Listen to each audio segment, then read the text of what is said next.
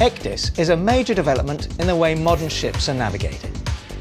It's had as much impact as the arrival of radar or GPS. It hasn't changed the fundamental principles of navigation, but it has changed the way we work, the procedures we follow, and the new skills we have to acquire to use ECDIS.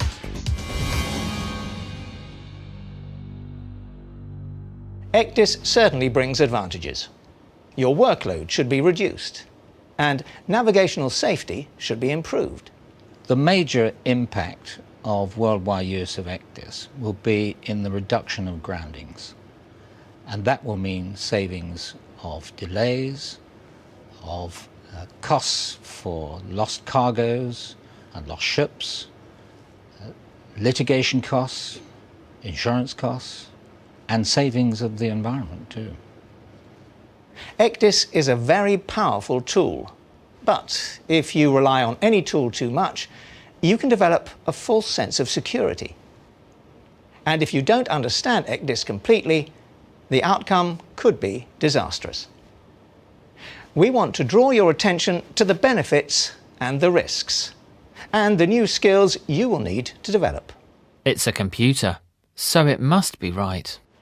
Well, no. In the following incident, where ECDIS was in use, the officer of the watch simply didn't understand how to use it correctly.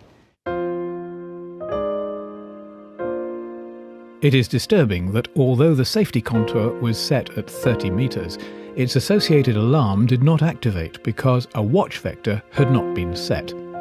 The setting of a watch vector is therefore an extremely important feature, without which many of the chart alarms cannot operate. The use or misuse of a watch vector in this and other accidents indicates that the significance of this function requires emphasising to all ECDIS users. The officer hadn't been properly trained and didn't understand the basic use of ECDIS, which led to the incident. That must change, because ECDIS has now become central to the way we navigate our ships. After centuries of using paper charts, the IMO now permits, and in certain cases requires, vessels to navigate entirely using electronic charts. The IMO's amendments to SOLAS Chapter 5 came into effect in 2012, requiring some classes of new build ships to be equipped with ECDIS, and introducing a timeline for the retrofitting of ECDIS to older ships. The Manila amendments to the STCW code have updated the regulatory requirements for the mandatory training of officers operating ECDIS. These rules and regulations are further complicated by differing flag state rules regarding the use of ECDIS. Officers and shore-based staff should familiarise themselves with the latest legal requirements for equipment and training if they're not to fall foul of a port state inspector or face legal action in the event of an incident. Of particular concern here are your company's obligations under the ISM code. Although electronic charts have been used alongside paper charts for some time, we're now moving to navigating without the paper chart. SOLAS Chapter 5 still requires the carriage of other nautical publications in addition to charts: tide tables, notices to mariners, lists of radio signals, and so on. So we're not entirely paperless just yet. But these changes do mean you will need to develop new professional skills. But ECDIS is far more than just the electronic equivalent of a paper chart. The main benefit of ECDIS is that we will have a system that is constantly alert and will always warn us of danger if we use it properly. Let's start from the beginning. What is ECDIS? ECDIS stands for Electronic Chart Display and Information System, and it integrates the systems you use to navigate. It becomes a central part of your bridge routines and procedures. But it needs careful planning and training to understand the risks and gain the benefits of changing from paper charts to electronic navigation. Used correctly, ECDIS improves the safety of navigation. When correctly configured, it offers a significant increase in situational awareness and safety. Used wrongly, it could lead to a major incident. The audio alarm on the electronic chart display and information system, ECDIS, that should have alerted him to the impending danger was inoperative. Further, the master's and other watchkeepers' knowledge of the vessel's ECDIS was insufficient, and therefore no one within the bridge team questioned the absence of the ECDIS audio alarm, or recognised that the system's safety contour setting was inappropriate for the planned voyage. Once again, the operators did not understand how to use ECDIS. The most likely danger in using ECDIS is that if we buy poor kit, or fail to set it up properly, or use poor procedures, then it will lead us into danger. The IMO regulations allow vessels to use ECDIS as the primary means of navigation, provided that the installed ECDIS equipment is type approved.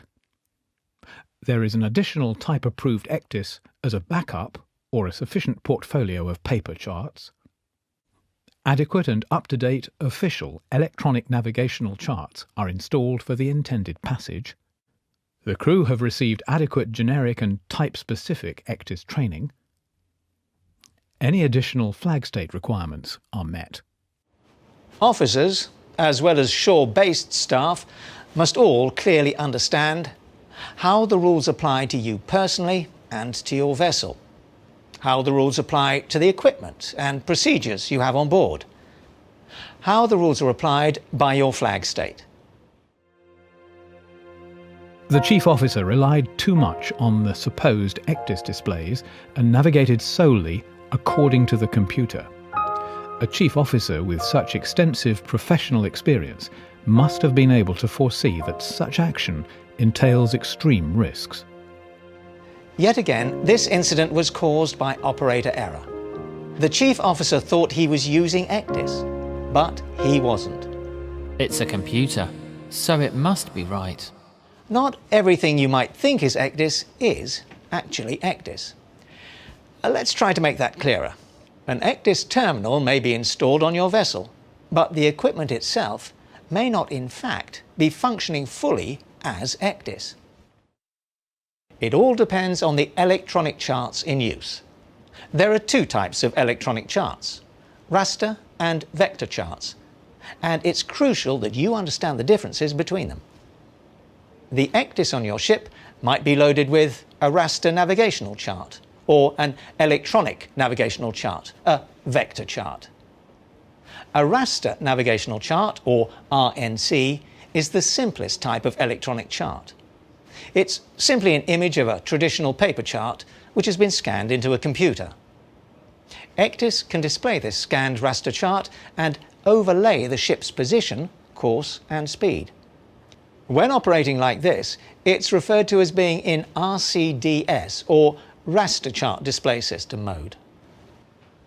ECDIS in ECDIS mode can be used as the primary means of navigation as long as there is an appropriate portfolio of up-to-date paper charts in accordance with IMO Circular 207.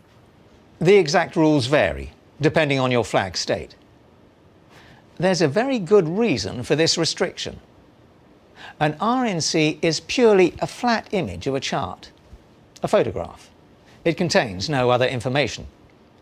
ECDIS cannot interact with this image, nor can it interrogate it for information. It can only show you where your ship is on the chart image.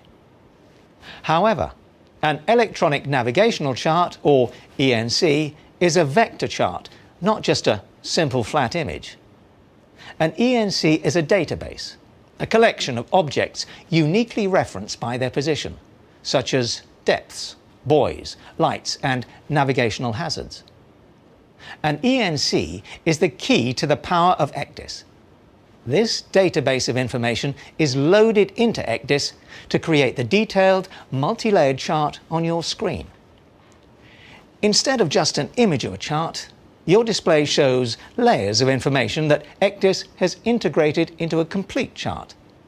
And that data can be further interrogated to provide warnings, alarms and other valuable functions.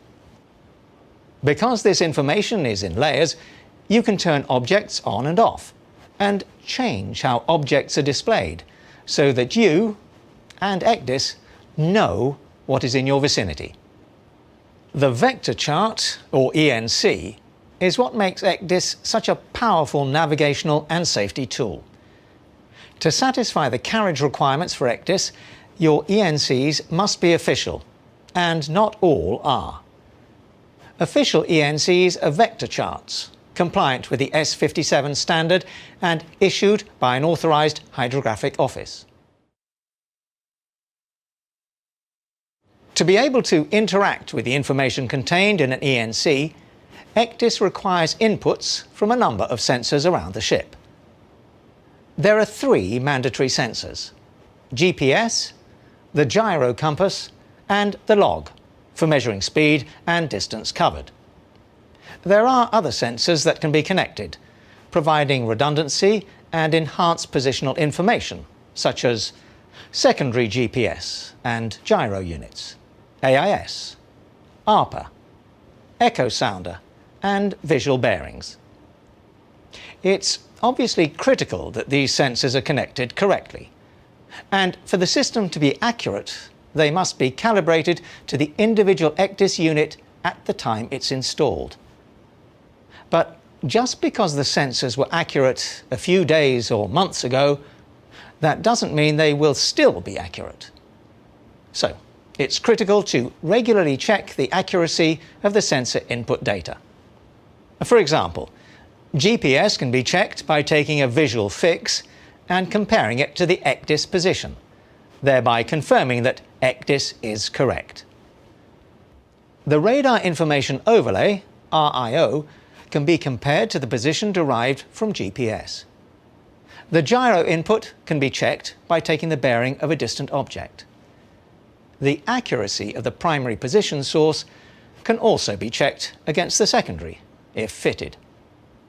Any errors that are discovered must be investigated and reported immediately to the navigator or master and vessel operator. With information from all these sensors, ECDIS accurately works out the position and speed and heading of your vessel and plots this information onto the chart display.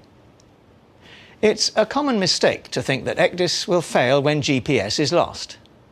ECDIS is, in fact, capable of keeping track of where you are, even over a long period of time, without any input from GPS. Manually plotted position fixes, derived celestially, visually, or from radar, allow it to do this. But you must make them a part of your procedures. They serve not only as a check against GPS errors, but will help you maintain these skills in the event they are needed in an emergency.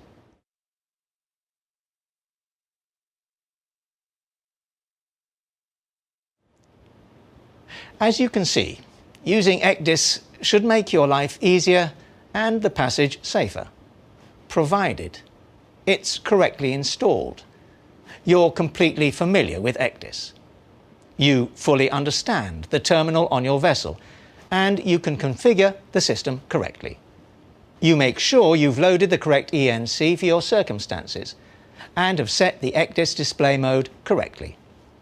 For example, ENCs are supplied in a range of scales, just like their paper counterparts, each one suited to a particular navigational task. ECDIS also allows you to alter the display mode so that it's suitable for a specific navigational task. Confined waters, coastal waters, or open ocean. This allows you to see the information you need for any navigational task. The correct combination of the right ENC and correct display mode is essential for safe navigation. ECDIS will warn you if the chart you're viewing is significantly under or over scale, and for a very good reason. An ENC contains a lot of information: depths, contours, coastline, navigational aids, hazards, and so on. So, To prevent clutter on the screen and keep the chart image clear, some details will be omitted when you change the scale of the chart. This is called autofilter, or scamming, short for scale minimum. It prevents too much detail being displayed, cluttering and confusing the chart.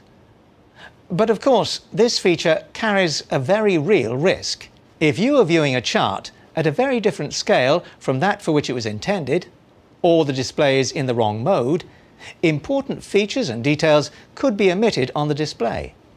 They are still there in the ENC, the vector chart, but may be hidden from your view.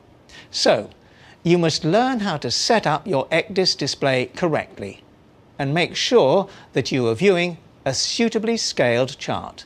Consider the ability of ECDIS to provide anti-grounding monitoring and alarm, an important feature of the technology. It can do this because the system knows where the vessel is, using sensor input, which it assumes to be valid and accurate. It knows the draft of your vessel, which it assumes you entered correctly. And it presumes that the alarm parameters you entered are configured correctly. Then, if you're using correct and up-to-date charts, ECDIS combines this information to give you advance warning of approaching danger. It can even do this before you leave your berth. The crucial point here is that ECDIS requires you, the operator, to be familiar and competent enough to correctly configure these alarms, or they may not work as you and others expect.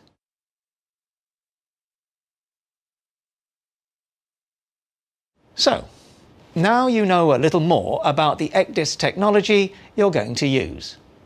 But it will also affect how you work, the new procedures you must develop. However knowledgeable you are about ECDIS, and however familiar you are with a specific terminal, you must avoid being over-reliant on one single system like ECDIS. It's a computer, so it must be right. Just because it's a computer doesn't necessarily mean it will always be right. You should always make real-world checks.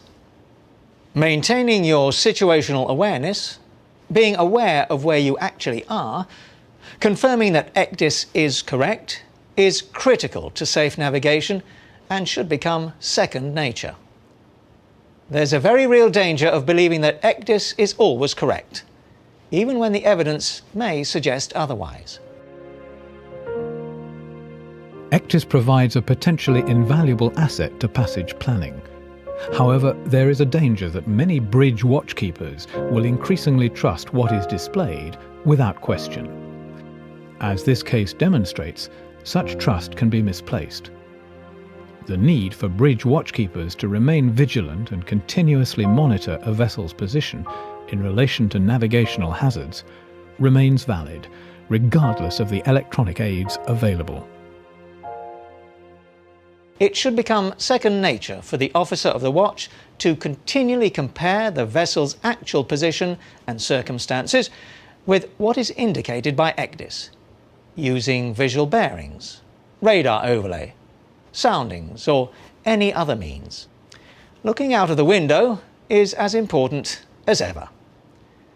It's not just the technical aspects of ECDIS you should understand, or learning how to use your terminal, its menus and features. You need to fully understand how the navigational routine and bridge procedures are affected by ECDIS.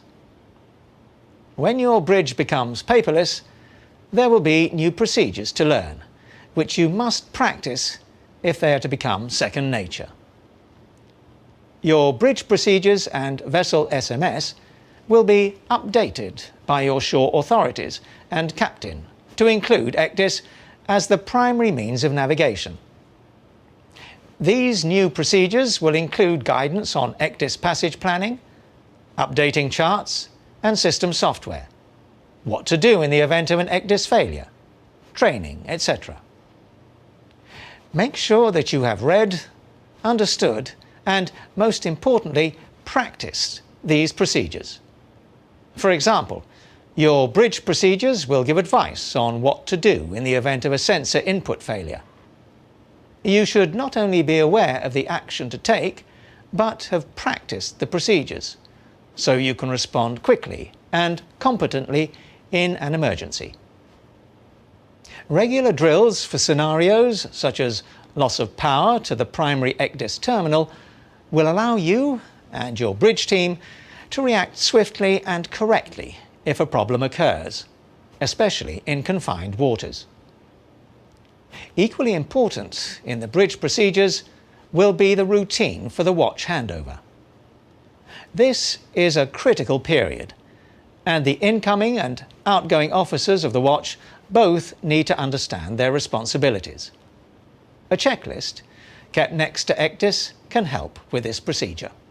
The incoming officer should consider procedures such as confirming that ECDIS is correct by whatever means are available, ensuring the correct route is loaded and the display setting is correct, verifying the safety depth and contour settings are correct. There are other important checks that need to be carried out during the handover, and you should know what these are on your vessel. And then there's system maintenance. Electronic charts need to be updated in the same way as their paper counterparts. These may be received on a CD-ROM or by email. But however they're delivered, they must be applied to both your primary system and your backup, and recorded as having been applied. Particularly important are temporary and preliminary notices, essential to safe passage planning. Do you know how to do all this? A port state control inspector may ask to see evidence that this has been done. It's not just chart updates that need to be installed. There may be system updates as well. There have been circumstances where some chart details display incorrectly on some types of ECDIS. Like any system, ECDIS sometimes requires a software update by the manufacturer, which must be installed and recorded correctly. The IHO, the International Hydrographic Organization, has produced a set of test data that can be downloaded and used to check that your ECDIS is displaying the latest ENCs correctly.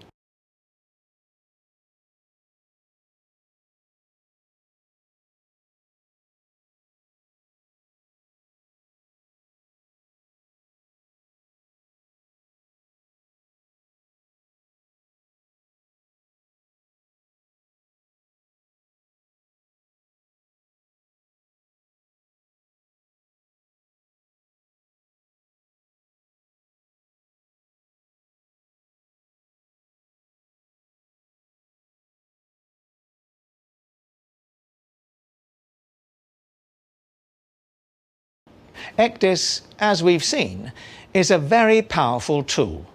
But powerful tools can be dangerous in unskilled hands.